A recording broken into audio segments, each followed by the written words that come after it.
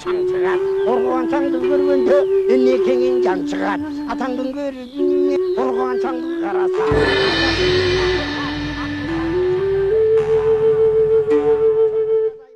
Assalamu alaikum урматтуу телекөрүүчүлөр. Кайрадан сиздердин назарыңыздарга башканы коюп Манастайт теле берүүбүздү тартуулайбыз. Бүгүн биз Манас атабыз жердеп келген анын ордосу болгон Талас жергеси тууралуу сүйлөшөлү деп чечтик. Бир кезекте чоңду Манасчы айткандай Талас жердин атасы, сөзүмдүн жоктур катасы, пайгамбардан баталган, бардык жандан каталган Манас жерде өткөн жер деп ушу чоңду атабыз ырдаган экен. Мына ушул Талас жергеси Манас эпосунда кандай сүрөттөлөт? Ошол эпостогу сүрөттөөлөр менен бүгүнкү күндөгү ошо Таластын ландшафты, Таластагы жер аттары, суу аттары туура келеби, келбейби? Муну талдайлы деп чечтик. Анан Таласта биздеги Кыргызстандагы манасчылардын бардыгы эле болсо керек. Ал эми Таласта болбогон манасчы Кытай жергесинде жашаган Жүсүп Мамай аксакалдын манасында кандай сүрөттөлдү болду экен деген суроону койдук. Анын үстүнө былтыр Кыргыз Республикасынын президенти Алмаз Шаршенович Атамбаевдин атайын жарлыгы менен Жүсүп Мамайдын манасын жайылтуу, аны изилдөө маселеси боюнча атайын токтом кабыл алынып, Кыргыз Улуттук Илимдер Академиясына, Маданият министрлигине атайын тапшырмалар берилип, ушу Жүсүп Мамай боюнча былтыр жылдын этегинде бардык окуу жайларда атайын кечелер, конференциялар уюштурулган эле. Бүгүн ушул маселени карап чыгуу үчүн биз студиябызга Кубан Чороев мырзаны чакырдык. Куш келипсиз, Кубан. Рахмат. Алды менен өзүңүз тууралуу бир аз биздин телекөрүүчүлөргө кеп куруп берсеңиз, анан сөзүбүздү баштасак. Рахмат агай, чакырганыңызга. Эми биздин багыл кыргыздын баласы өзүн тегин издейт дегенде биз мага да ошо эр жеткенде өзүбүздүн тегибизди билүү мындай маанилүү болгонсугандай сезилгенде, ошондо багыл биринчи өзүңдүн урууңдун тарыхын, санжырасын изилдеп, андан кийин жалпы Кыргыздын тарыхын изилдеп жүрүп, анан ушу Манаска дагы жетип бардым да. Ошол бекеринен эмес. Эми өзүм жөнүндө айта кетсем, өзүм ошол Таластын эле кулуну болом. Ошол Таласта, Талас районунда, Көгөй айылында туулуп өскөм. Ошол жакта балалык чагым ошол Таластын Кеңкол өрөөнүндө, Кеңкол жайлоосунда балалык чагым жайлоодо ошо чоң апа, чоң аталар менен өткөн мезгилдер болгон. Анан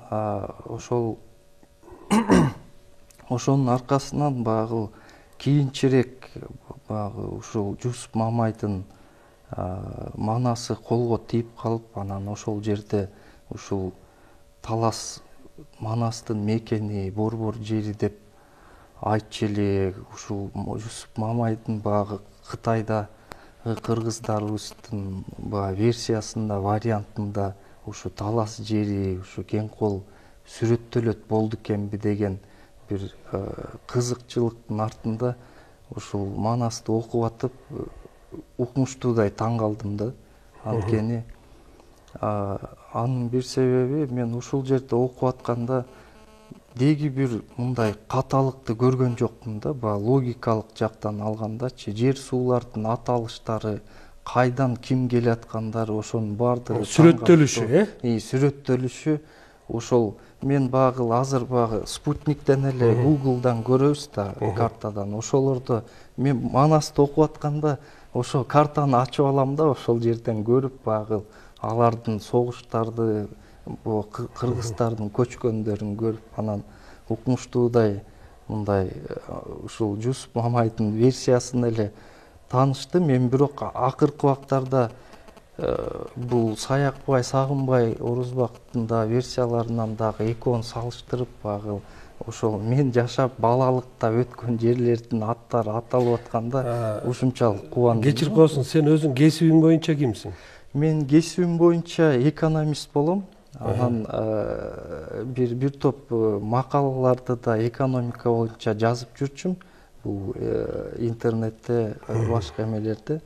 Анан акыркы күндөрү бир-эки макаламдагы ушу тарых боюнча, кыргыздын келип чыгышы боюнча, генеалогия боюнча, ДНК генеалогиясы боюнча да бир-эки макала жазып чыгаргам. Бул деген багы хобби катары кыргыздын тарыхын изилдөөм катары эсептелет да.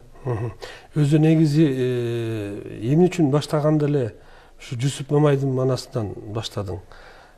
Анын себеби мындай болуп калды да, мен кичи кезимде багы советтер өкмөтү чыгарган берки манастар бар эле го, манас китептер. Саякбайдын вариантындагы. Алардын эми багы Сагынбай Орузбактын да варианты бар болчу да менде. Бирок мен ал манастан мындай көп кездештирген жокмун да багы ошол эмелердичи болуп аткан. Сен өзүң жашап аткан өзүңдүн районуңду, өзүңдүн айылыңды, өзүң чоңойгон жерлердин ошол манас эпосунда кандай болуп сүрөттөлгөнүнө кызыгып, анан Жусуп Мамайдан ошолорду тапкан үчүн андан ары окуган турбайсың да? Ошондой болду да. Мен мисалы Сагынбайдын же Саякбайдын багы варианттарынан аларды таап алсам, мүмкүн анчалык деле мындай багы айтмакмын да, эми булар билген кишилер ошолор сүрөттөп атат, Кыргызда жүргөн кишилер. Мындай да телекөрүүчүлөргө биз айта кетишибиз керек.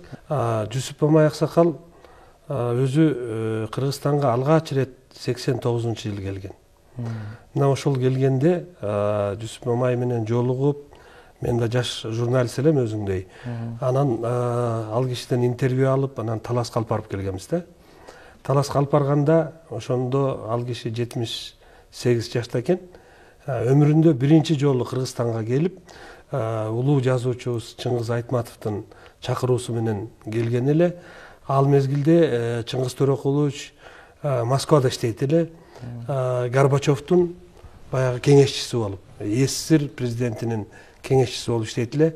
Анан ал киши чакырып, бирок өзү келе албай калгандыктан бул жерден биздин жазуучу агаларыбыз Өскөн Даникеев, Кеңеш Жусупов, Асан Жакшылыков, Мырзаян Төлөмүшев деген агайлар тосуп алган да.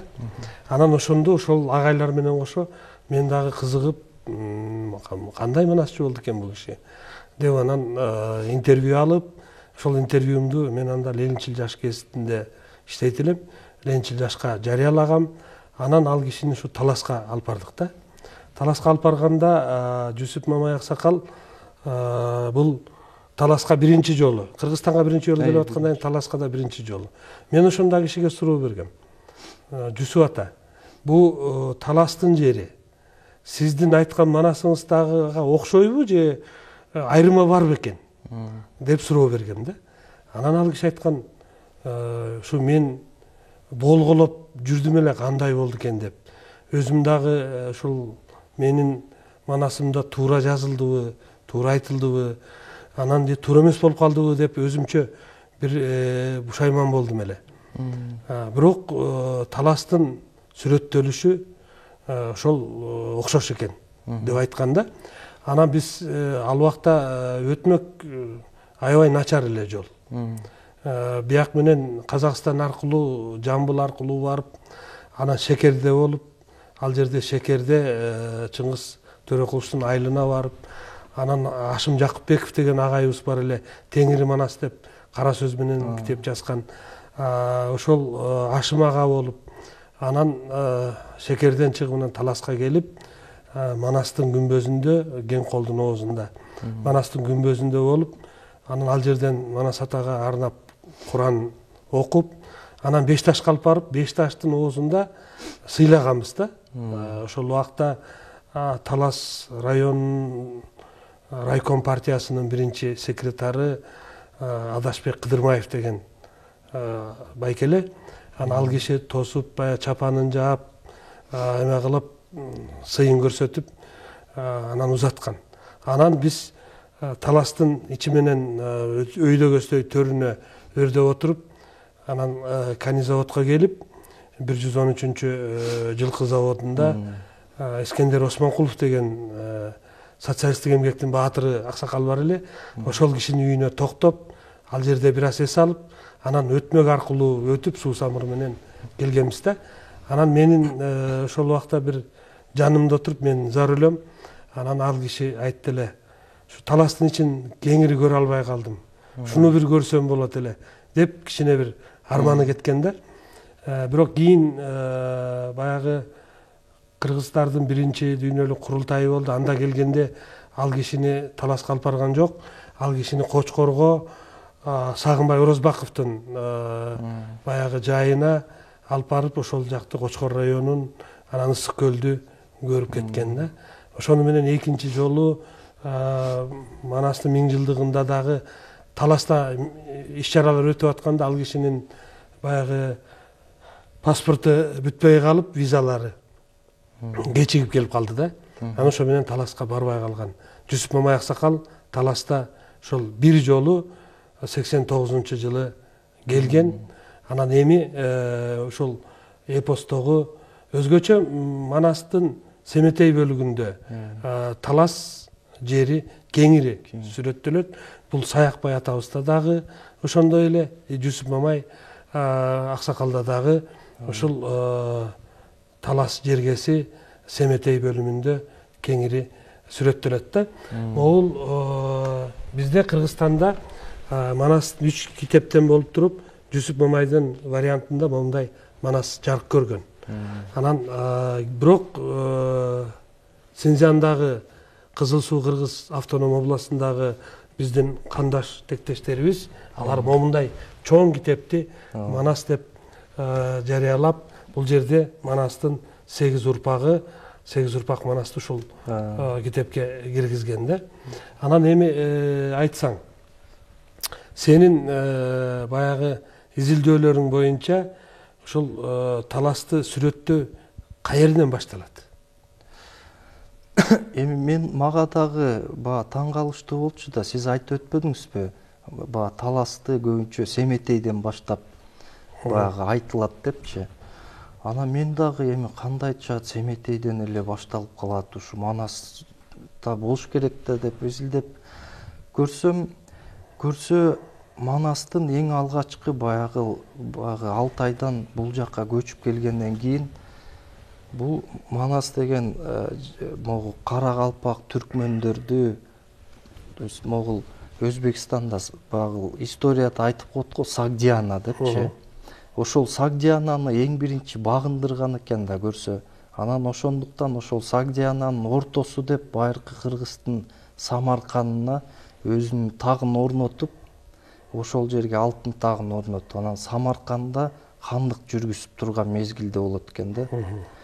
Ошол мезгилде бир күнү Манас түш көрөт да. Багы бул Манастын Жусуп Мамайдын вариантында айтылган кезинде ошол жерде Манастын Алмамбеттин келиши, Манастын түшү деген багы эмесинде да, бөлүмүндө. Ошол жерде түш көрүп, ошо түшүнөн Алмамбеттин келишин көрөт эмеспи? Багы кылыч таап алып, кылыч найза таап, ошол кылыч менен жер чапканда жер бөлүнүп кетип дегенде. Анан ошол Манастын түшүн жоруш үчүн Манас өзү түш өткөрүп, багы андарды чакырып, туугандарын ошо жорутат эмеспи? Ошондон кийин 5 ай өтөт экен, ошол тойдон кийин 5 ай жатышат жигиттери, чоролору менен. Анан кийин булар чоң ууга чыгат экен, ошо 400 киши менен. Салбурга чыгат да? Ошондой салбур деп коебу. Ошондо ууга чыкканда булар эң биринчи эле могу Бадамдын башы дегенге барып түшүп бешимде 2 күн кийик уулашып, кызык кылды чуулашып деп. айтат да. Эми мен бүгүн карталардан карап көрсөм, Бадам деген бул багы булар Самаркандан өздөрүнүн эмесин баштаганда, жолун баштап, Бадам деген бул эки жерде болушу мүмкүн да. Биринчи жери бул азыркы жанагы Казакстанда Сайрам, Чимкенттин жанындагы. Же экинчиси бул Тажикстан жакта да. Менин оюмча ушу түштү эмеде болушу, Бадамда болушу мүмкүн себеби Сайрамда. Булар өйдө барып туруп, анан ошол жерден туура ошол Чаткалдын тоолорун бойлоп, анткени бул жерде жазылат да, Ала тоону кыркалап депчи. Анткени Ала тоо ошол жакта да. Анан ошону кыркалап Чаткалдын бою менен өтүшүп, анан жана Токтогул жака түшүп бараткан жерде Каракулжа деген суу агып Токтогулга куят да. Бул ошондо батыш тараптан куят да ошол суу. Ошол жерден көп кара топ кулжага капташып, капкара болгон кулжадан 54 атыптыр. Каракулжа атакка жер атанып калыптыр дейт да. Менин оюмча ошол жерден Каракулжа аты, ошол суунун аты Каракулжа аталып калышы мүмкүн. Же экинчи версия бул биздин кадимки эле Ош областындагы Каракулжа районунда ошол жерде айтып атат да, ошол жерден Каракулжа аты, ошол жер Каракулжа аталып калышы депчи. Менин оюмча ошо Ош областындагы да туура болушу мүмкүн да. Анткени себеби ошо Каракулжадан булар Нарындыга ашып өтүп атат да жолчу. Ошол Нарынды ашып, анан Нарындан Чүйгө түшүп, жер көрүшүп атат. Ошол Нарынды, Чүйдү бардыгын сүрөттөп атат да бул Жусуп Мамай улам келген жеринчи. Анан Чүйдөн ошол жерде жүргөндө баа Самарканга кадимки Кан Кошой артынан Манасты Самарканга издеп барып калат экен. Багы ушу канчадан бери көрбөдүм Айкөлүмдү деп издеп, анан артынан кубалап ошол Кан Кошой ушул биздин азыр Таласта Үч Кошой деген жайлоо, анан Чоң Кошой сууга кошулат да. Бул өзү өтмөктөн өткөндөн кийин, өтмөктөн түшүп, анан Талдыбулак айылына кирип атканда Чоң Кошой суусу башталат. Анан ылдый кетип атканда Үч Кошой. Бул бүгүнкү жанагы жер үйдөн сал өйдөрөктө. Ошо Үч Кошой суусу бар. Анан ошол жерде дагы баягы Үч Кошой деп табличка илинип турат. Муну нары бери өткөн адамдардын баары эле көрөт. Бирок ошого кандай маани бербейт да. Себеби бул эмне үчүн Үч Кошой деп аталып калган. Бизде Кошой десе эле ат башын элестетебиз да. Кошой бул ат башы. Манас бул талас депчи. Анан ошол таластын башында Чоң Кошой, орто ченинде Үч Кошой суусу.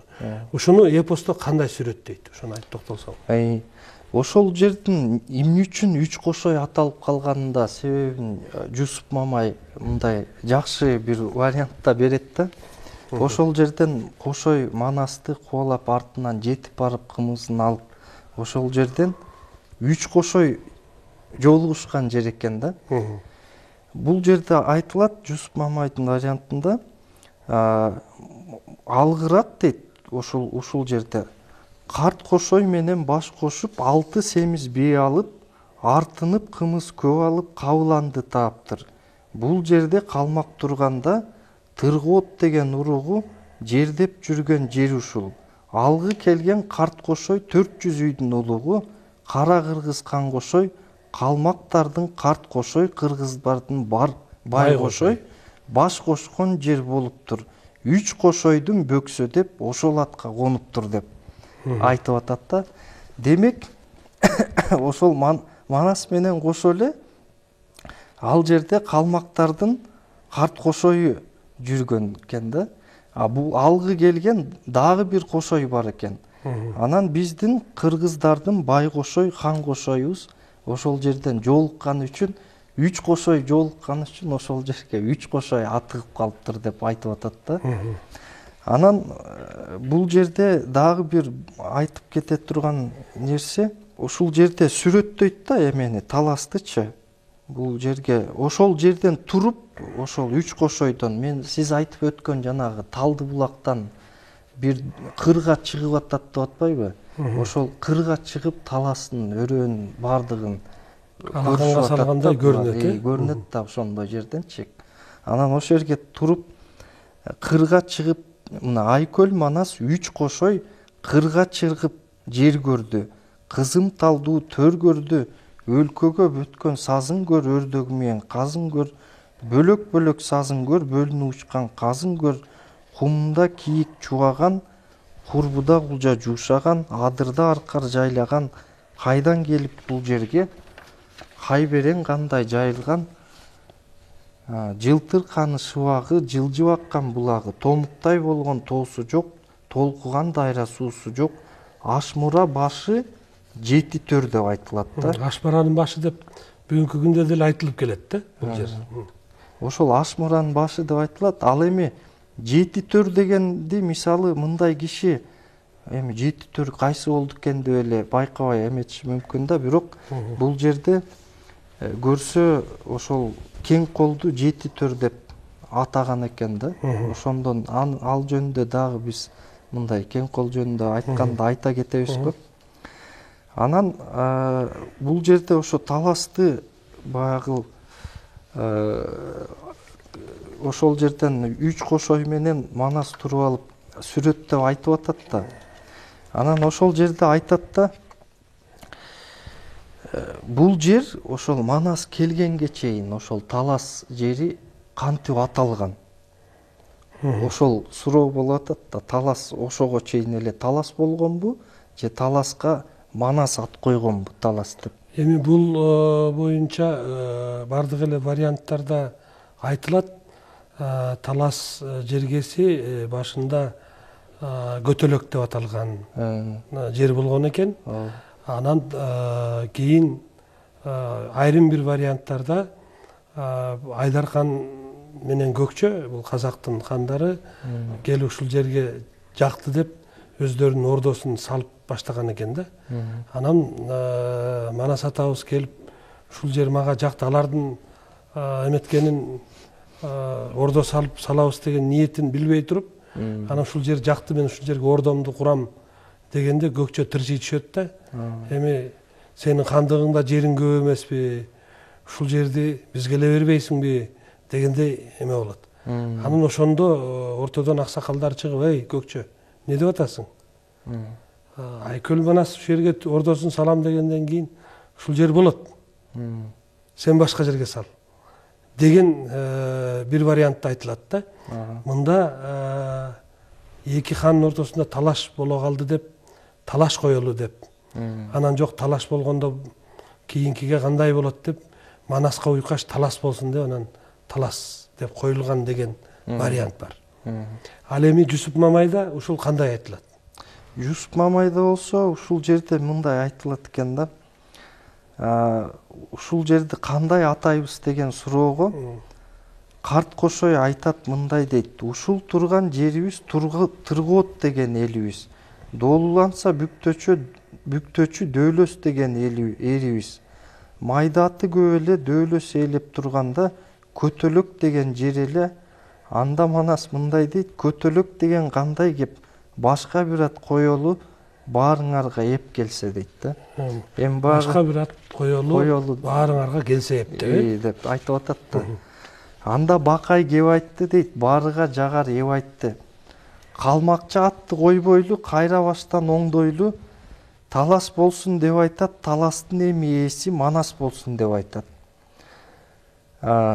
Айгасы талаш башы чүй, адыры коос жашыл гүл, конушуна конгон деп, короодон бээсин сойгон деп, аркарын кууп түзүнөн, ак кула оозун чойгон деп, азыркы турган дөөгө Айкөл көчүк койгон деп, таласта Манас турган деп, тактасын шондо курган деп, акыр заман элине айтылып калган ушул кеп деп айтылат экен да. Бул Жусуп Мамайдын Манасында ошол талас жергеси кандай болуп талас аталып калгандыгы жөнүндө кеп болот. Эми Куба мырза, моуреки эмеге токтолбойлубу?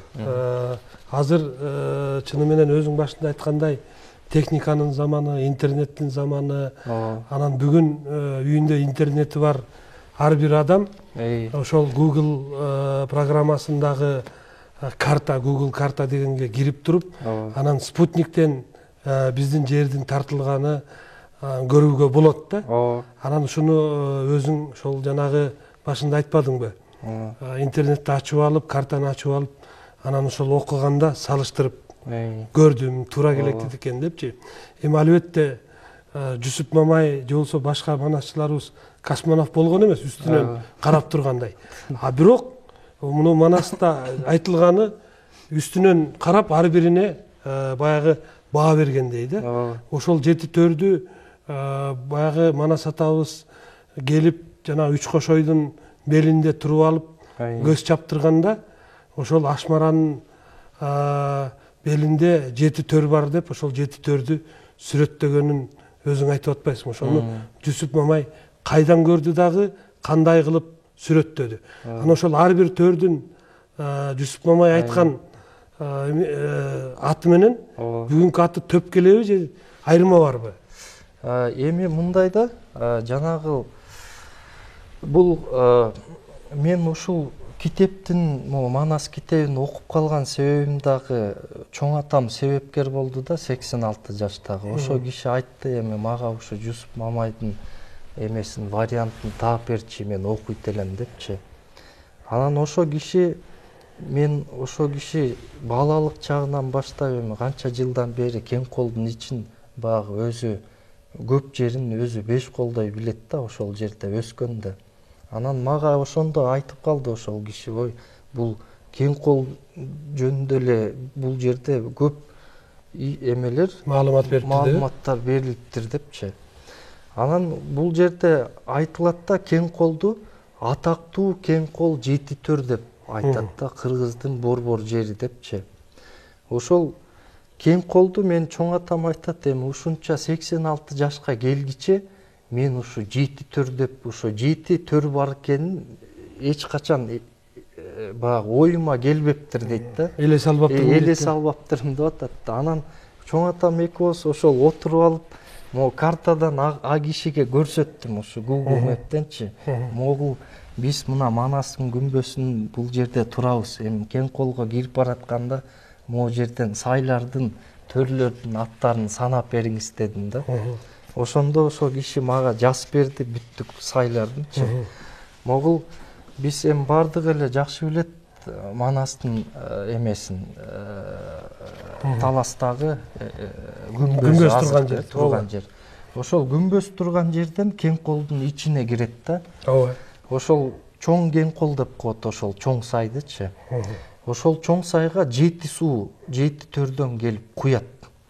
Чоң кең колго. Ошол эмеден кең кол суусу келип анан ал агып келип анан Таластын суусуна куят. Таластын суусуна куят.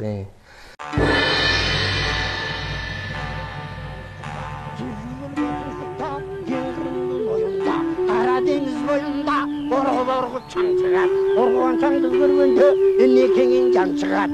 Атаңдын көрүнү оргуан чаңды караса.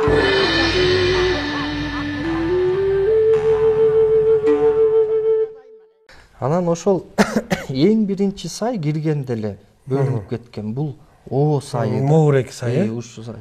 Бул экиге ачакай болуп бөлүнүп кетип атпайбы? Муну О деп аталат. Эми бул сайдын Манаста дагы кезигип жүрөт экен, бул эменин аталыштары О сайы. Эми бул жерден эгер тарыхка карай маалымат берсек, баягы тарыхта белгилүү Талаский надписи деп коет го, рунический надписи. Ушул баягы Ленинградка советтик окумуштуулар алып кеткен да. Алып кеткен. Таластан ошол кең колдун ичинен таап бир 2 таш табылган. Бул таштардын бири бүгүнкү күндө биздин тарых музейинде турат бул жерде. Ал жактан алып келинген. Ал эми бири ошол Санкт-Петербургдагы музейде да. Мен билишимче ошол сиз айтып аткан таштарды ошол Таласта багы болуш болуп жүргөн ошо Алакчын уруусунан чыккан Жаңкороос ажы эменин убагында генерал-губернатор Калаурга ушул ободон таптырып ошол анда бул Советтер Союзуна чейин эле ал Советтер да падышалык Россиянын убагында ошол убакта анын колуна тапшырылган экен да ошо рунический надпистер ошолор обонун ичинен алып берилген да ошол эмелер ооба капчыгайынан ооба капчыгайынан эми экинчи бул төр деген сай да ошондо бул чочой деп аталат да таластыктар очой деп дагы айтышат чочой деп да жүрөт өткөндө белгилүү жазуучу кыргыз эл жазуучусу Жакып Медетов деген агабыз бар анан ошол киши мага айтты Темирбек сен кен колдун ичинде бир чочойдо суудун ичинде бир чоң таш бар ал ташта адамдын жылаңайлак чоң бир адамдын буттунун ээси бар ошону бир барып тартып келбейлиби деп айтты да анан биздин ушу Манас ордонун кызматкерлерине музейдин кызматкерлери менен сүйлөшсөм алар ал ташты биз алып келип койгонбуз ал Манастын күмбөзүнүн жанындагы эки таштын кичиреги деп айтышты да анан ошол бул демек Моуреки кокту бул ошол чочойдун төрү экен да төрү деп аталат да анан эмки эмеси үчүнчү төр да үчүнчү төргө келдикпи ал терек деп аталат да эми мен бирок терек дегенди кездештирген жокмун Жусуп Мамайдын вариантында бирок жанагы Сагынбай Орозбактын вариантында Семетейинде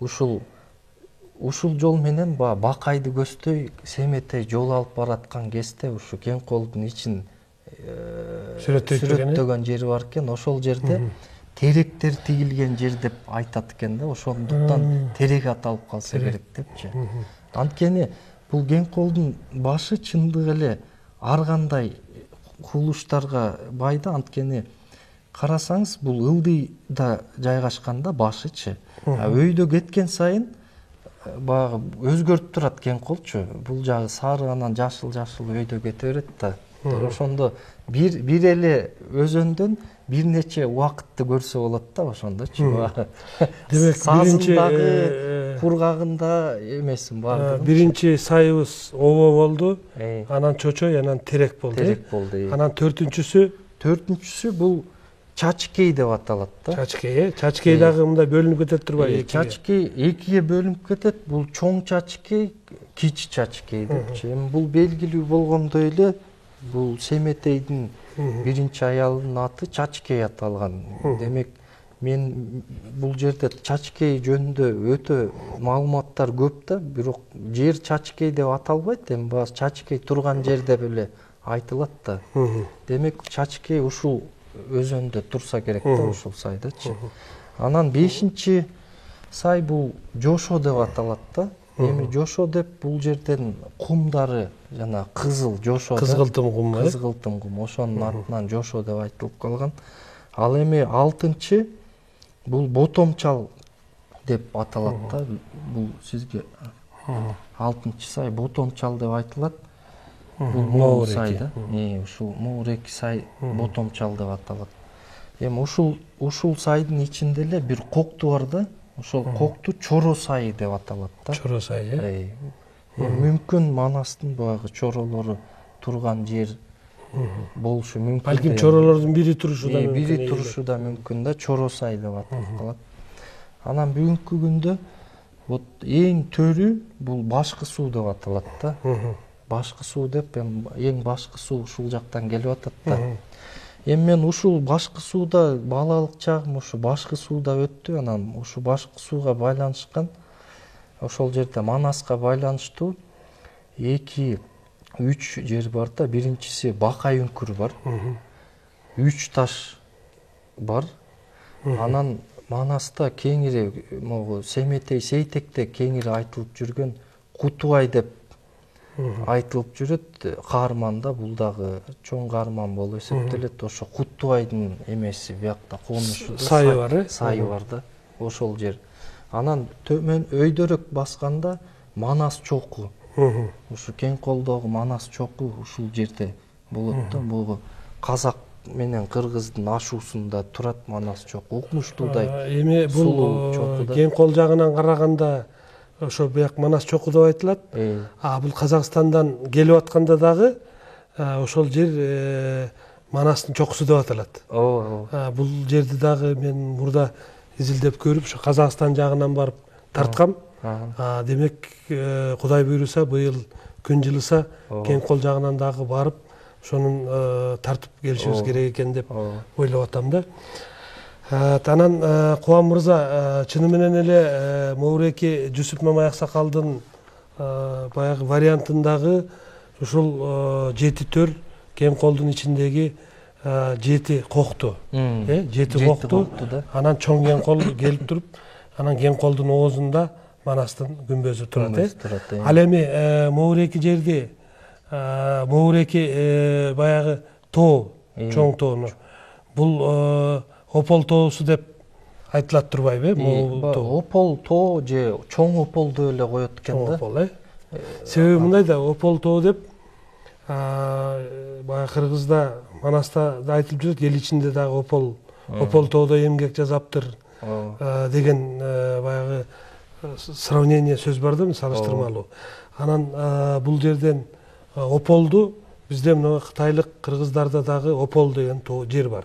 Бул Кашкардын жанында дагы Опол деген кыштак бар, Опол деген жер бар. А жерде бүгүнкү күндө ушул улуу ойчул түрк элдеринин сөздүгүн түзгөн Махмуд Кашкаринин сөөгү коюлган жер деп айтылат.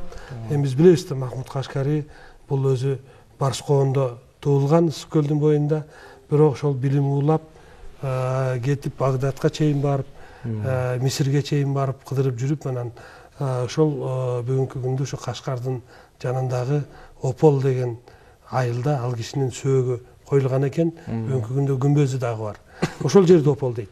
Андан тышкары дагы Ак тоо, Муз тоо, Кебес тоо деп айтылат. Бул Памирдин эң бийик жагы, бир жагы Тажикстан кетет, бир жагы Кытай, бир жагы Афганистан. Ошол жерде дагы Опол тоо, Муз тоо деп аталат. Бунун бийиктиги деңиз деңгээлинен 7600 метр бийиктикте жайгашкан. Опол тоо менен ошол Муз тоо, Кебес тоо дейбизби, ошол тоо менен Кошойдун окуялары байланышкан. Ошондой эле Эртөштүктүн окуялары дагы. Эртөштүк ошол жерден жер астына кирген деп, ошол биздин Кызыл Суудагы туугандарыбыздын арасындагы айтылып жүргөн кептерди бар да. Ал эми кайрадан таласка келели. Ушул чоң Опол. Ополдун бер жагы таластын суусу кетет. Ополду айланып нар жагы чоң Кен кол кетет. Чоң Кен кол кетет. А бул ортодогу тоо ушул чоң Опол деп аталат да. Ошол ортодогу тоо, анткени сиз дагы туура белгилеп өттүңүз да, баягы Кашкардагы Опол тоо эми Кытайдагы Опол тоо деп. Бирок бул Жусуп Мамай деле ага абдан белгилүү да ал Опол тоолор. Ал жерде Опол тоо бул версияда деле Опол тоо болуп айтылат. Бирок бул Кен колдун ичиндеги чоң Опол деп коет экен да бунучу. Ошон үчүн баягы бөлүп айтат да чоң Опол деп. Эми бул өтө чоң тоо системасы да мындай карагандачы. Бунун ичинде дагы көптөгөн коктулар бар. Бирок майда коктулар экен да. Майда Майда өтө эме эмес. Бирок бул тоо өзүнчө бир чоң бир массив болуп турат экен да. Массив болуп турат экен да. Ошон үчүн Опол деп койсо керек да. Анан бул жерде кездештирген 3 Кен кол деп жүрөт да. Бул мен сизге айтып өткөн бул чоң Кен кол, ушул күнгөйү менен. Анан тескейи, Кен колдун тескейи. Бул уже Казакстан тарабы. Жана Мерке, Луговой жактарда ошол жактагы тоо системасы. Анан бирки Кен кол бул ушул сиз айткан жана таластын суусу ушул Опол Манастын күмбөзү турган ошол ылдый жагы ошол дагы Кен кол болот. Кен кол болуп эсептелет. Демек, ошол Жусуп Мамай Манасчынын вариантында 3 Кен кол айтылат. Үчөө тең мынакей бүгүнкү күндө муну картадан көрүүгө мүмкүн да. Ошолчу. Туура. Эми Кубан мырза дагы бир айта кетчү нерсе, ушул спутниктен көргөндө ушул Кен колдун төрүндө сен өзүң айтып атпайсыңбы, жанагы башкы суу деген жакта ушул жанагы Таттуу булак деген булак, бул дагы Манаста айтылып атпайбы Жусуп Мамайда? Ошол бүгүнкү күндө барбы ошол булак? Ошондой суудун касиети кандай? Ушул сен бала күнүңдө ошол жерден чоңойсоң билесиң да ошол жердеги сууларды. Эми бул жөнүндө мындай да, мен эми бул булакты чоң атам да көп айтып жүрчү да, ушул булак, жылуу булактын суусу мындай өзгөчө, бунун суусу таттуу, ушунчалык башка сууларга салыштыргыс эмес деп айтып жүрчү да. Анан биз дагы кичинекей кезибизде жылуу булак деп эле ичип жүрчүк. Анан таң калыштуу нерсеси эми ошол жөнүндө бул Жусуп Мамайдын вариантында айтылган жери бар да. Бул деген жанагы Кең колдо Кызыл кыргындын алдында Гүлчоро менен Канчоронун багы кайраты, кыргыздардын кайрат берип аткан жеринде да. Багы билгиспестен Коңурбай ушу Кең колго биринчи киши жөнөтүп, жай жатканында 40 000 аскери менен келип кирет да эмеге, Кең колдун ичине. Анан киргенде багы элдер качып, нары Тескейди көздөй ашып кетет. Ошо Кең колдогу элдер. Анан ошондо Коңурбай Кең колдун ичине чатырын тигет дейт да. Бул жерде минтип айтылат, багы Эргүлүстөн багы орусча айтканда эмне деп коет, разведкага келет да, ошол айтып берип атат да. Кечке чейин жөө басып, Коңурбай турчу чатырга кечинде жетти айланып. Камыштын чыккан түбүнөн жалгыз булак кара суу, таттуу анын суусу деп хандар иччү суу экен. Айчүрөктүн ордосу дейт, э? Айчүрөктүн ордосу ага жакын жерде экен. Алып Коңурбай чоң төрө, адырайган зор төрө, өзү тажал куу төрө, падышалык чатырын басса пилге жүктөтүп алып келип заңкайтып, айкын талаа Кең колго тигип салган кез экен дейт. Эми ошол могу картадан деле көрсөңүз, бул жер айтылып атат да, могул башкы суунун сайы да могу тегисте. Бул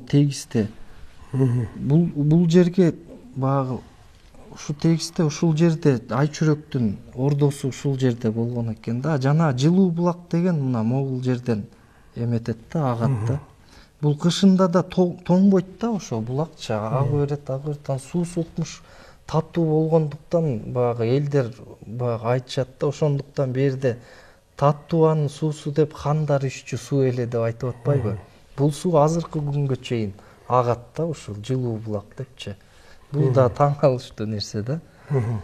Анан ушул спутниктен карап жакындаткан сайын ошол жерде баягы коргон болгону байкалып турат да. Могу жерде ошол Айчүрөктүн коргону мына карасаңыз мындай тегеректеп байкалып турат да, эметечи спутниктенчи көргөндөчү. Ушул жерде орду болгон.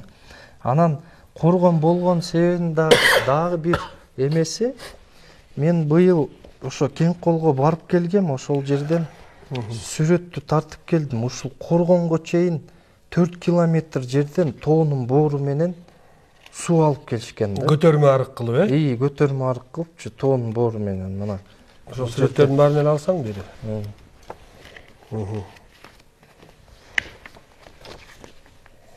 Мындай окшойт. Мынакей.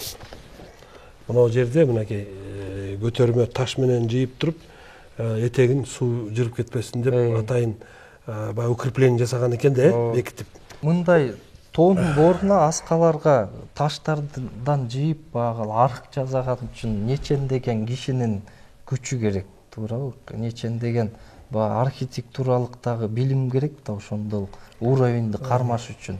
Берги архитектурадан дагы фортификациялык. Муну кандай кылып ошо суу жүрүп кетпеш үчүн жасаган, кандай кылып муну ташты тизгенде жөнөтүшсең суу жөн эле шаркырап эле кетип калат да. Муну баарын бекемдеген да. Анан ошо суунун агымын ошол кандай болгондо эгер кичине эле өйдөрөөк болуп калса, бул суу акпай калат. Ошонун баарын эсептеп, суудун баягы тоонун боору менен баягы жылаандай кылып, ийри-үйрү кылып туруп, анан бирдей ага тургандай эме менен алып 4 километр дейсиңби? Бир 3-4 километрдей жерге тон боору менен алып келген да. Эми ошол аксакалдар эми айтып калат, бул байыркы илгерки арык деп анан буну салдырганда баягы бир технологияны айтып беришкен да. Жанагы эшек деген жалкоо болот экен да. Анан үстүнө 2 эмени куржунду асып ичине кум салып коет экен, аны тешип коет экен. Анан ылдыйды көздөй эшек түп-түз басат экен. Анан баягы эшек уровеньдин эмесин аткарганда функциясынчы. Түз басып кете берген, кум чубап кете берген, анан ошол кум чубалышы менен булар эме салышкан да. Жол салышкан да, ушинтип айтышат да, эми аксакалдар баягы ушул жакта. Бул дагы негизи өзү өтө кызык версия экен. Себеби адам баласы ар кандай бир кызыктуу нерселерди ойлоп табууга мүмкүнчүлүгү бар да. Акыл менен ошол эшекти атайын аны жетелеген жок да, аны жөн эле кой беришти да. Аны ал кетип атканда ошол чуурган кум менен салышкан. Ошо жүгү оор болсо эшек абдан ушундай түз уровень менен басат экен да, ошо.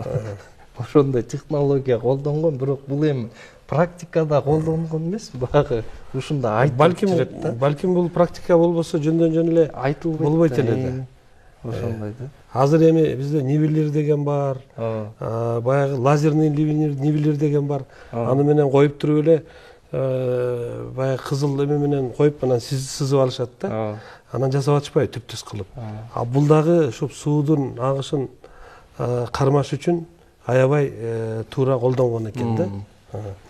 Анан мындан тышкары ошол жанагы Айчүрөк энебиздин коргону, анан Коңурбай келип чатырын тиккен жерлерди дагы ошол картадан көрсө болот экен, ушул эпосто айтылган маалыматтар бүгүнкү күндө аны картадан спутник аркылуу көрүүгө толук мүмкүнчүлүк бар экен. Анан дагы бир айтпай кетиптирим, могу башкы суу сайынын ичинде ошо өйдөрөк могул жер, азыр могул аска бар да, могу жердечи. Акташ, жаак акташ деп коет да, акташ анан же жаакташ депчи. Бул Жусуп Мамайдын вариантында ошол жерде Манастын атасы Жакып хан ошол жерде отурган деп айтат да, жаакташтачы. Эми ал жерде чоң атам айтат, эми ал жерде азыр акташ деп эле айтайбыз, бирок мындай жаакташ бар дейт да. Жаак акташ бар дейт да. Мен барганда көргөзөм дейт, мен көрө элекмин ошол жердечи. Демек кызык да. Жусуп Мамай албетте бул таластын жерине келип жана жерлердин баарын көрбөгөндөн кийин, бирок сүрөттөгөндө ошол бүгүнкү күндө ошол жерлер кандай турса, кен колдун ичин ошол болгондой кылып сүрөттөгөн экен да. Анан мен ушу Жусуп Мамай аксакал менен акыркы бир 4 жылдын ичинде бир топ жолу жолуктум да. Анан акыркы жолу жолукканда бул киши мага мындай бир жакшы нерсени айтты. Темирбек, ушу жакын арада Манастын ак коргонунун сыры ачылат деген нерсени айтты да. Анан бул ак коргон бизде мен көптөн бери изилдеп изденип жүрөм да, өзүң сыяктуу эле. Анан бизде Манастын коргону катары, Манастын ак сарайы турган жер катары Садыр Коргон дегенди кабыл алынып келинген, ошол жөнүндө айтылып келинген. Ал эми Садыр Коргон болсо бүгүнкү күндө анын орду да жок, ал Киров суу сактагычынын астында калды да. Бул ошол Кара Бура районунун аймагында бул жер. Кээ бир убакта суу азайып кеткенде ошол коргондун айрым жерлери суудан өйдө баягы чыгып калган жерлери, бийигирээк жерлери чыгып турат да. Бул боюнча атайын изилдөөлөрдү жүргүзгөн Федор Михайлович Тур деген аксакал бар экен. Бүгүнкү күндө ал киши 80ден жашы өтүп калды да. Бирок ошол Кара Бура районунда, Кара Бура кыштагында, мурда Киров деп аталган, ошол Кировдо мектепте мугалим болуп иштеген экен. Анан бул киши ошо физкультура сабагынан мугалим болуп, анан аскердик даярдоо сабагынан мугалим болуп жүргөн кезинде, жаш кезинде Борбордон, Москвадан бир экспедиция келип калып, анан ошолор менен кошулуп баягы кара күчтө керек да. Анан бул Федор Михайловичтан сурап, окуучуларың менен жардам бербейсиңби деп, анан окуучулары менен барып, анан казганга катышкан экен. Археологиялык баягы казууларга катышкан экен да. Анан ал киши дагы бир топ сүрөттөрдү көрсөттү. Анан ошого бир аз көңүл буралы, Михаил Федорович, у меня есть несколько вопросов к вам. Вот, вы в свое время, когда были еще крепки, молоды, вы занимались раскопками города, археологией города, старого древнего города Шельджи или Садыр-Коргон. Да? Вот расскажите, пожалуйста, об этом, как это производилось и ваши впечатления. Вот сегодня сколько лет прошло, и как это? Оно все же осталось под водой, да, сейчас? Так, сейчас, между прочим, большая часть его еще открыта. Да? Да. Можно даже просмотреть, там, сфотографировать, вот, тем более в высоте. Почему? Потому что вода ушла почти до нуля, и сейчас начинает только наполняться. Поэтому следы городища очень хорошо еще прослеживаются. Так, меня заинтересовало это городище. Почему? Я здесь родился. С 1956 по 1968 год работала археологическая экспедиция под руководством Петра Никитича Кожемяка. И они за 2 года сделали очень большой раскоп. Вот. Большие работы археологические. Но в 1968 году он скоропостижно скончался. И все дневники, которые он не успел их отрегулировать, описать. Дневники так и остались дневниками. И потом родственники начали эти дневники продавать там другим для соискания степени там, докторской или кандидатской и так далее. Распродавать. И разбазарили. А материал большой остался в подвале музея исторического. И я начал, да, вода, когда первый раз начал наполнение воды Кировского водохранилища, я как раз в школе работал, преподавал рисование, черчение, и для натуры я выводил учеников на берег. А по берегу корневища, вот, сучки и тому подобное. Я ученики, собирайте. Причем я в школе для того, чтобы больше заработать, потому что маленькие были ставки, мне дирекция пошла навстречу. Я преподавал рисование, черчение и труд. И вот я корешки собирал, и с учениками делали скульптурные группы и тому подобное. А это же ведь приучение к искусству, фантазии. Вот. Учил фантазировать. Дети, большинство детей, они с рождения художники, фантазеры. А наше дело только развивать, наставлять на путь истины. И вот с этого времени сначала корешки, а потом на 2-й год волнами начал подмывать культурный слой. Начал вымывать чаши, кувшины. То есть находили, да? Да. Вот.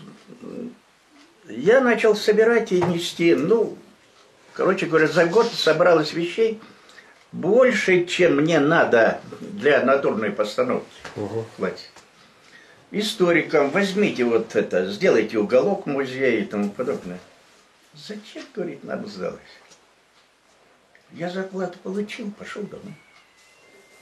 Урок оттарабанил, пошел домой. Зачем мне это лишнее? И историки отказывали. А мне жалко было это бросать. И вот через несколько лет собралось столько вещей, что я решил уголок музея открыть. Сам. Без историков. В 1982 году новую школу нас перевели. Это Ленинская школа. Вот сейчас школа Оразбакова. Вот. Там я сразу с директором. Почему? Я с нуля участвовал в строительстве. Почему? Потому что я как столяр-строитель, и меня почти каждое лето на каникулах посылали в бригаду, чтобы быстрее школу закончить. И вот там я директору прямо сказал, я говорю, вот эта рекреация будет под музей. Он согласен. Все. И сколько этих вещей собралось. Ну, вот школу перенесли старую. Я эти вещи домой забрал. В саду они хранились, в коробках, там, в ящиках. И когда школу закончили, перевез все в новую школу. Поэтому я следил за городищем Шельджи 69-го года. Так, в 1983 году начал участвовать в экспедициях. Почему? Потому что рядом с городищем, вернее, на территории почти городища открылся памятник катакомбный. Это первые переселенцы киргизы, вот, которые переселились еще, начали переселяться со 2 века до нашей эры и 2 век нашей эры. Это на территорию Средней Азии, Казахстана и даже Северного Кавказа. Вот. Шли они. И вот они оставили памятники катакомбные. Первый катакомбный памятник это открыт был ученым Гейкелем, финским ученым Гейкелем и Каллауром, губернатором тогда Джамбульской области, это Аулиатинского округа. Каллаур был губернатор. И ученый финский Гейкель приезжал. И вот они в Таласе на Кинколе сделали несколько раскопов.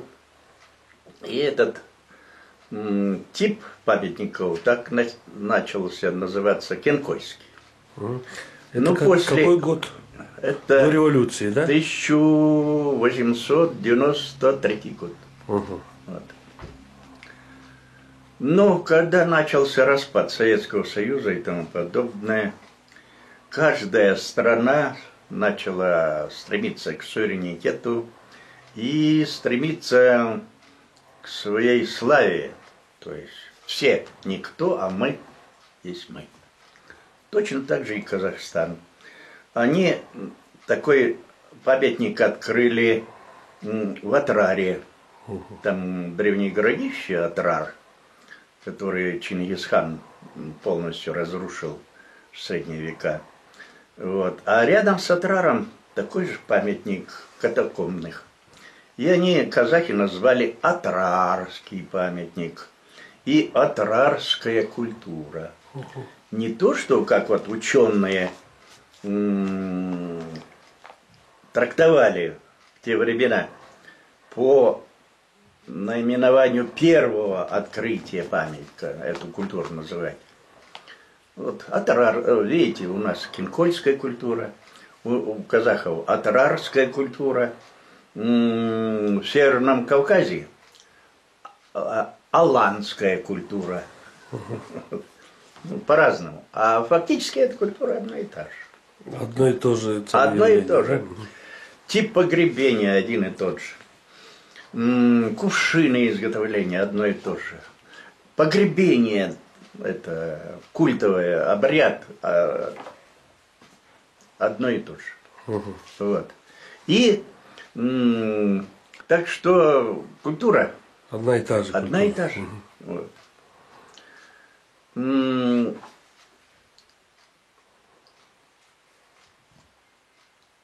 Древний город Шельжи, я вот почему начал с этой культуры.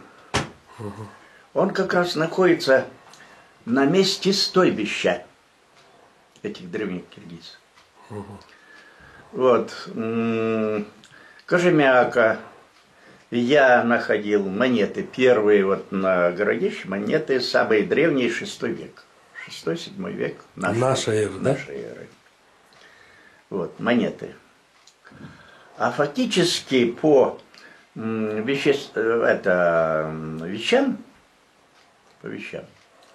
вот, там кружки, кувшины и тому подобное. Здесь раньше люди были, но я считаю, что это были предки киргизов, как их называли, джуэджи, аланы и так далее и тому подобное. Вот, короче говоря, переселенцы из Сибири. Вот. Причем здесь вот, это уже тюркские времена, это 9-10 век, я находил здесь пояс, идентичный пояс находили на реке Зея, приток Лены, река Зея. Вот, там нашли пояс. Бляшки точно такие же. Так, бляшки. Потом на Исыкуле нашли пояс. И здесь вот пояс я нашел в 81 году. А в 82 году Абитеков его даже в Ленинграде возил на симпозиум археологов, там показывал. Вот. Поэтому культура, видите, откуда идет. И сюда вот до нашего времени. То есть до нас. Так, значит, город Шельжи был сначала как стойбище. Кочевники-переселенцы, они кочевали в летнее время по ущельям, а в зимнее время здесь вот как раз вот территория Кировки, здесь 3 караски бегут. А между карасками рос камыш. И в зимнее время камыш это был корм для скота. А территория этого города древнего, сколько гектаров занимает? Так,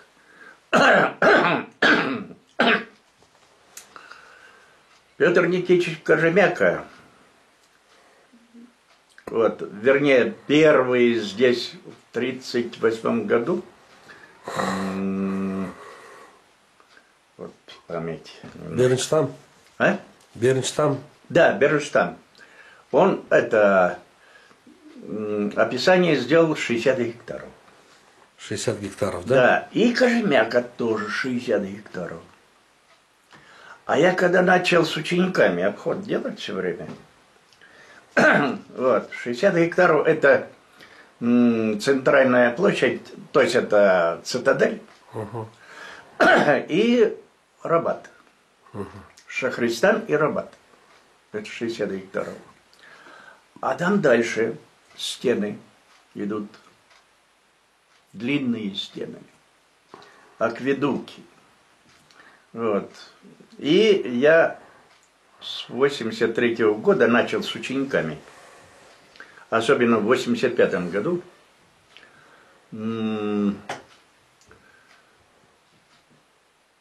Делать карту. И карта получилась около 800 гектаров. 지르고 숭숭다 갱그름도 놓인다 가라댕스 보인다 오르고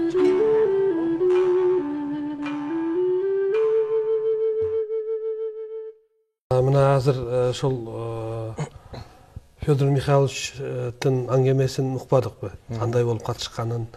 Анан бул киши чынында эле өзү айткандай ошол мектептин музейин жасап, ошол Садыр Коргондо табылган баягы карапаларды, анан ар кандай чоподон жасалган буюмдарды мектептин музейине койгон экен, ошо музей жасаганда.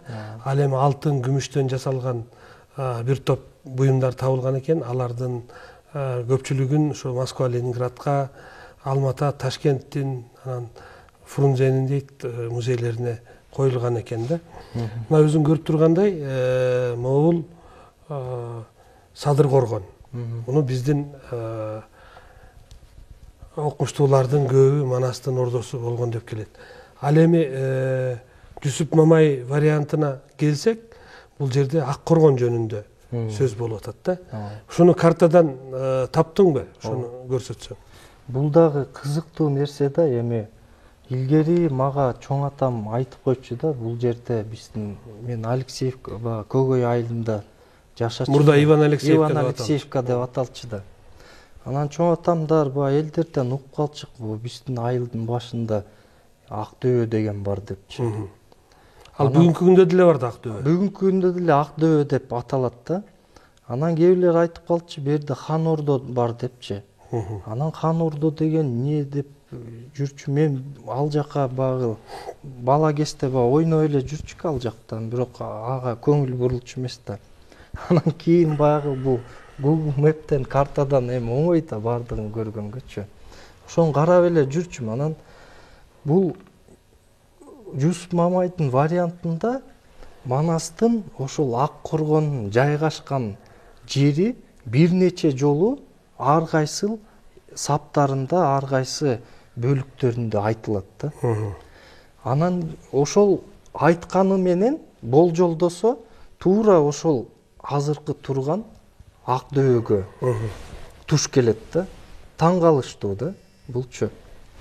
Анан бирден бир мынакей эмеден көргөзгөндө Ак Дөбө бул ошол мен айтып жаткан Көгөй айылынын чыгыш тарабында, ошо Ортарык айылы экөөнүн ортосунда. Бул Манастын күмбөзүнөн батыш төгөстөй кетип атканда 8 километр аралыкта. Жолдун боюнда. Жолдун боюнда 8 километр. Мен ал жерге барып атайын көргөм.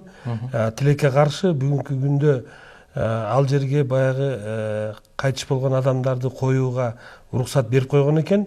Анан айланасы тегерегинин баары мүрзө болуп кетипти да. Анан мен былтыр жылдын аягында баягы ЮНЕСКОга Манас үчүлтигин каттоого барганда, ошондо Манас Ордонун директору Чоюнбаев Ормошбек мырза дагы чогуу болуп калдык. Анан ал киши менен сүйлөшүп отурсам, ал айтып атат да, ошол Ак Дөбөгө коюп атат акыркы жылдары. Анан жакында эле ошол мүрзөнү казып атканда, мүрзө казган балдар калкан таап алыптыр. Анан ал калканды эми баягы алгандан эме кылышып, анан майытты койгондон кийин ошол жана үйүлгөн дөбөнүн үстүнө коюп коюшкан экен да. Анан аны угуп алып эле жетип бардым дейт. Барсам ушу алып кетиптир дейт. Аны азыр бүгүнкү күндө эми бизде черный копательдер, черный искательдер деп айтып атпайбызбы? Булар алып барыбынан кийин бир аз тыйын кылып эме кылышып атат да, бирок бул өзү чоң табылган эле да. Андан кийин бир аз өтпөй эле дагы бир байбиче кайтыш болгондо мүрзө казып аткан балдар казып атканда карапа таптыр дейт. 9 карапа, анан майчырак таптыр. Анан ошолорду мен алып келип жууп бүгүнкү күндө Манастын күмбөзүндөгү музейге коюп койдум деп айтты да.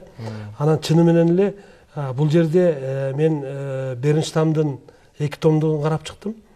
Ал жерде Беренштамдар баягы казуу иштерин жүргүзгөн экен. Бирок жергиликтүү аксакалдар менен сүйлөшсөм айтат, ошол аталарыбыз айтат эле, солдаттар курчап, эч кимди киргизбей, анан бир орустун окумуштуулары келип казып, анан бир топ буюмдарды, бир нерселерди алып кеткен депчи. Бирок тилекке каршы эмнелерди алып кеткендигин билбейбиз депчи. Анан ошол Беренштам ал эми кең колдун ичинде жана өзүң айткан обонун ичинде Чачкей жакта дагы катакомбаларды дагы казган экен. Анан Кемкольский катакомбу деп номер 1, номер 2, номер 11 деп катакомбалар жүрөт да. Анан бул эми катакомба деген ошол Мүрзөдөгү эле казанагы да, адамдын майыт жаткан, сөөктү жаткызган жери. Анан ошол жерде баягы бул кайсы кылымга таандык болушу мүмкүн экендигин табуу үчүн булар ошол мүрзө менен адам менен кошо коюлган идиштери, аял киши болсо анын жанагы алтындан, күмүштөн, жакут таштардан жасалган баягы украшениялары, ушул сыяктуу нерселер болушу мүмкүн да. Ал эми ушул ак дөбө бул Ак Ордо деп дагы аталып жүрөт да.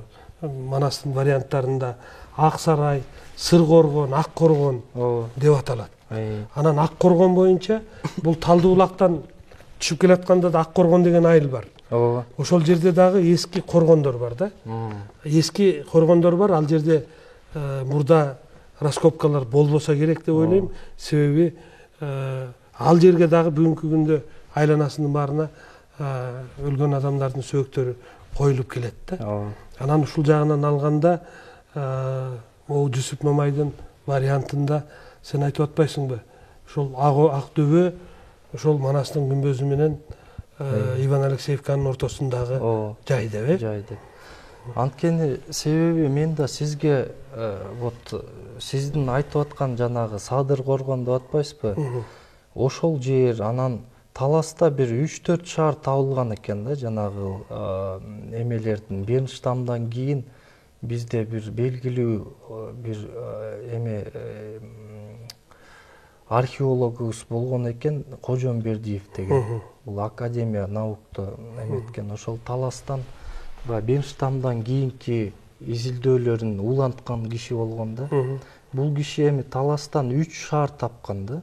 Бул биринчи шаары жанагы ушул эмедеги жана эчкиликтин суусу куйган жер Таласта жана Үрмаралдан.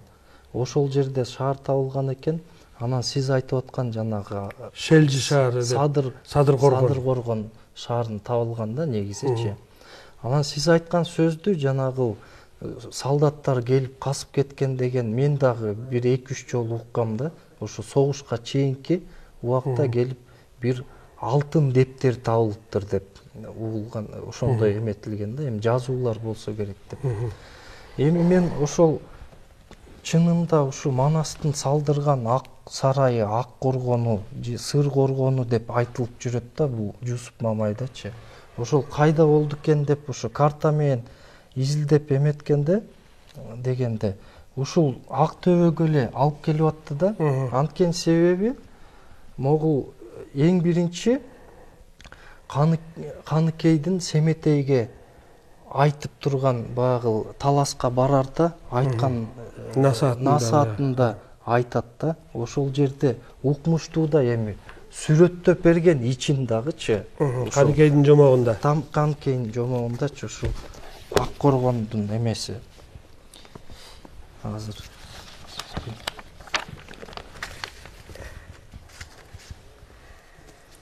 мынакей ошол жерде Жолбор Сатаң сарайын чоң ополдун боюнда жана айтылган опол ошол мынтип айтып атат да, жериң кең кол чоң Талас, атаң баатыр эр Манас, Талас деген жериң бар деп. Анан ошолдо Жолборс атаң сарайын чоң ополдун боюнда, кең кол ата оюнда деп атат да. Демек эч эме кең колдун эле оюнда деп атат да. Мен 3 кең кол деп айтып өтпөдүмбү сизгечи? Ошол 3 кең койдун оюнда чоң ополдун боюнда деп атпайбы? Бул ополдун бою болуп атат да. А бул ушул айтып аткан 3 кең колдун бири эме да, кең кол ата оюнда деп атат да. Эми бүгүн бул жер Көк ой деп аталат да, мисалычы. Ушул турган жер Көк ой деп эле аталып калган. Эми дагы деле сакталып турат да ой деп. Баарынан кызыгы баягы Таластын Талас шаарына жете бербей, жанагы Алтыбайдын сазы деп атпайсызбы? ошол жерден ошо тоо жакты караганда, тоо жакты ушу түндүк жакты караганда ошол ак дөбө тургандын нары жагында тоодун этегинде бир дубал сыяктуу бир нерсенин изи кетет да. Муну мен аксакалдардан сурасам, алар айтты, бул Манастын кулан коргону деп айтты да. Кулан корук деп. Анан ушул нерсе спутниктен көрүнөт бекен? Ушул нерсе дагы спутниктен көрүнөт да. Бул анткени себеби мындай да. Могул ак дөбө, азыркы турган ак дөбө, бул Манастын бул ордосу эле экен. Ордо сарайы да. Өзүнүн турган жашаган жери эле. Жашаган жери ошол жерден конокторду кабыл алган жер экен да. Анткени бул жерде Канке энебиз айтып атат, 600 киши кирсе да, аларга кебемес эле да, тар болбогон жер эле деп айтып берип атат да. Бир жерде укмуштуудай сүрөттөйт да эмичи. Ал анын сыртында дагы бир бар. Чоң коргон бар. Коргон, укрепление да. Бул бүгүнкү күндө машиненин жолу болуп калган да. Элестетсеңер, машина кетип баратат. Мен да бир күнү чоң атамдар айтат, биз могу коргондун үстү менен кетип баратабыз депчи. Жок, ошол жерден коргондун баягы дубалдын бир эмеси жолдун наркы бетинде, ортосунан кесип өтөт да ошондой. Ошо урап калган да. Бир эмеси туурасы бир 4 метрдей эмесичи.